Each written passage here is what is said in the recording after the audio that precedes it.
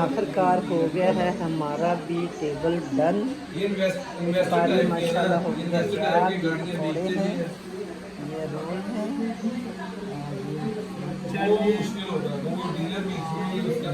दही बड़े हैं, इसकी बैटरी है, ये बाकी हो गई खजूर, बाकी ये अलग के चिराग में है जी रहता पकौड़ों के साथ खाने के लिए।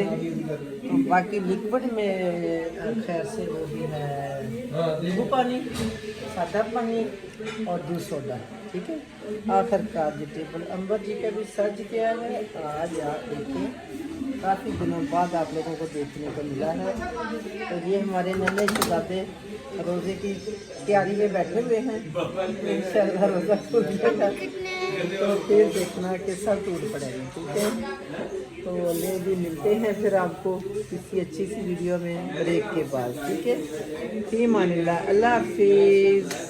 तो ये लगी फाइनली माशाल्लाह माशाल्लाह रोज़ा खुलने लगा जी, सब टूट पड़े हैं। चलो जी अंबर की दुनिया के बच्चों जल्दी जल्दी पकड़ो।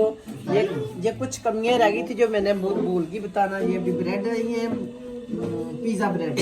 ठीक है, और यहाँ पे आए थे जी कबाब आए थे। कबाब किधर चले गए? कबाब भी आ गए जी।